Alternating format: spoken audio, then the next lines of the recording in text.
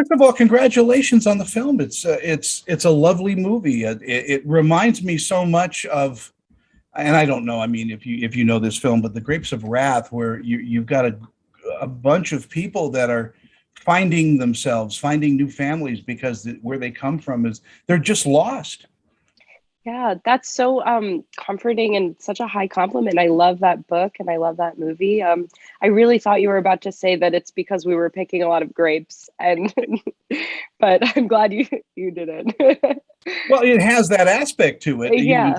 Just trying to find work and find yourself at the same time. I think you're in the right business. I really appreciated your acting. You have chops. Oh wow, thank you so much. That means a lot to me. This was my first acting experience, so it's very it was very new. You are a musician. You do that as well. Do you find rhythms and cadences in roles that you play? Yeah, for sure.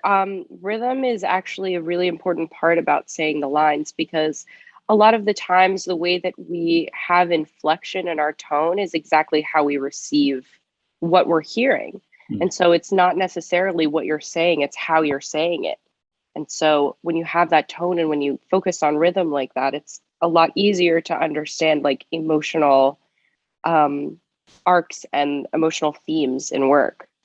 It's very interesting to talk with new actresses because I think there's an education that comes with being on set. There's obviously you're observing and learning from other actors. On this particular movie, Samantha Rose, what did you take away from the set?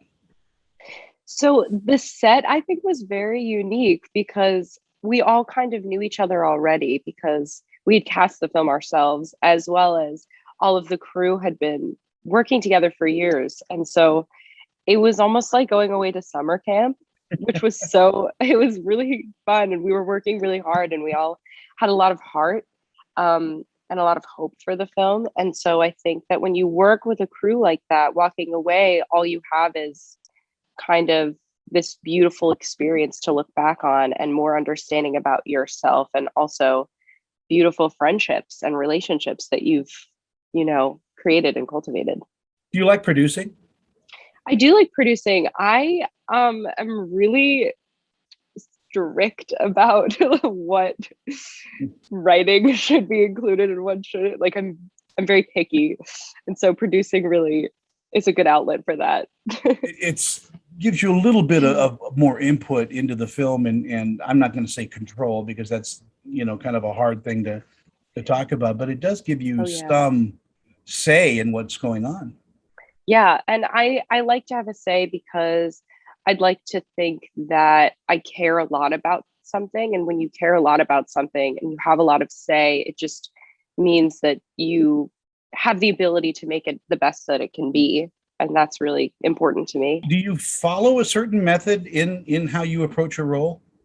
Well, I do a lot of research, and for this role, it was a little bit different because it was loosely based on myself.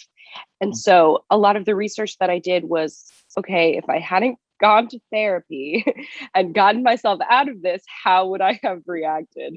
But other than that, it's just like usually how I approach a role is, well, what as a character, how would I react to that as that person, knowing what I know about that person and the emotive responses that I can see from the script. And that's really interesting to do. It's very interesting work. It has to be some form of therapeutic therapy to present yourself in a way on screen like this too, because it is loosely based on you, but it isn't you. Yeah, exactly. And so it kind of watching the film and working through the film was also very much akin to working through a lot of the things that I had been through. And, you can talk about that all day in therapy, but you really acting through those scenes and getting to like the details of it really allows you to see a perspective outside of what you could see in a two-dimensional space. Tell me about your co-stars because you have, these young actors are just terrific.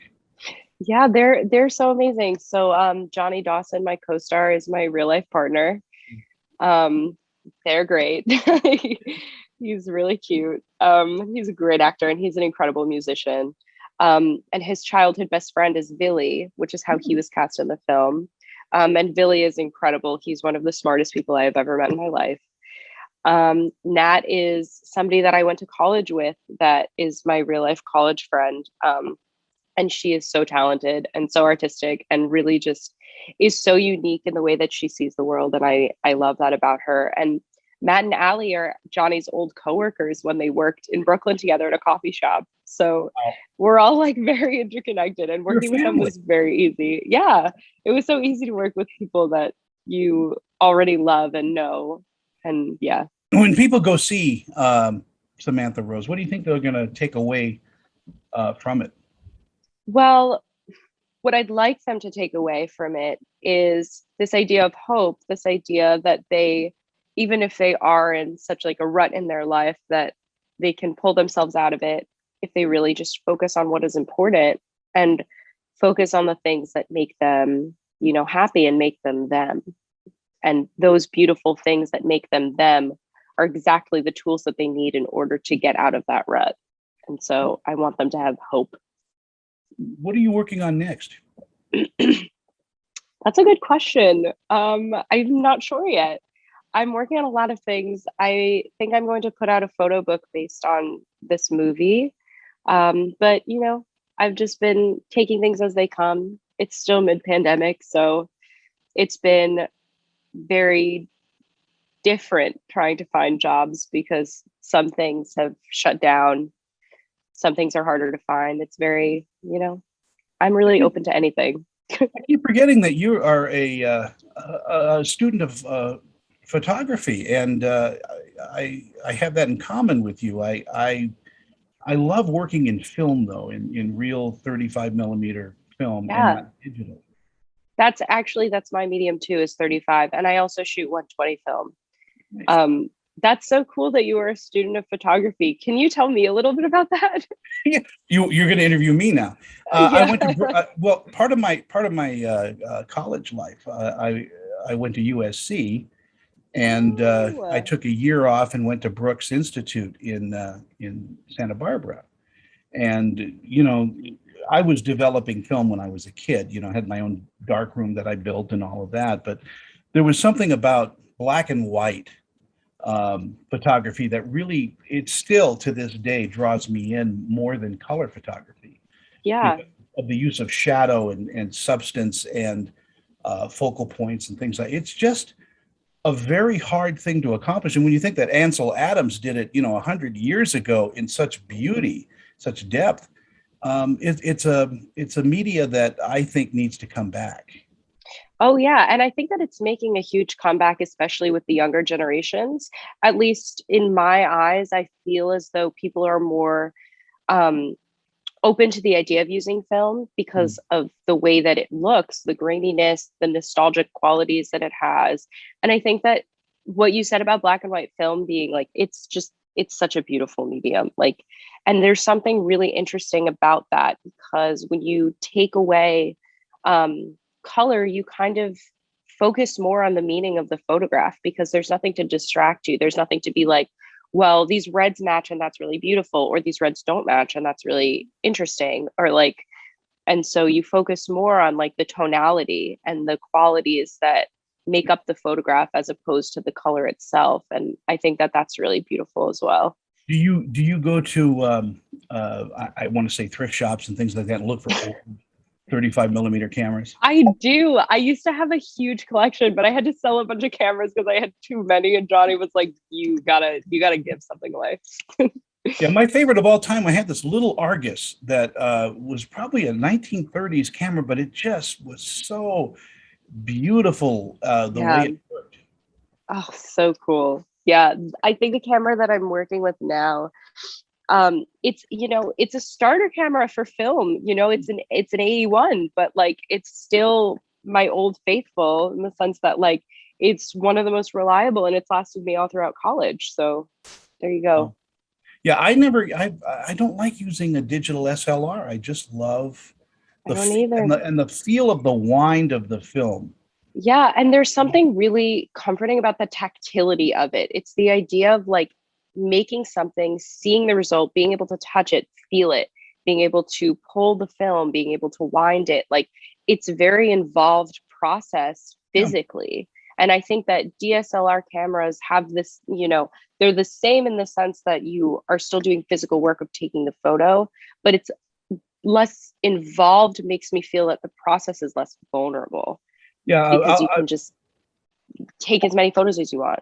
With our conversation winding to a close, but I'll leave you Yeah. with this, is I'll take, all day to set up one shot with a Yeah. film camera. And what people do with digital, because it's so cheap, it's a cheap media, they'll just, click off about 500 shots and get the one they want. Yeah. But, you've got to be able to set it up so that all you have to do is click once and then there's your shot, so that's how I feel. Yeah. Yeah. And that makes a lot of sense. It's it's amazing to talk with you. When the pandemic is all over and we're traveling again, I'll come see you and have a cup of coffee with you and your beau. I would love that. You are welcome in our home anytime. Thank you. You're welcome in mine here in Salt Lake City. We'll barbecue Oh, for you. thanks. We'll Oh, make that's so salads, sweet. whatever you want. I love barbecue. We'll barbecue a salad. That'll be new. Oh, yeah, there you go. Hey, you have a wonderful day, Sam, and it's a Thank you. You pleasure to too. talk with you. Yeah, it was a pleasure to talk with you too.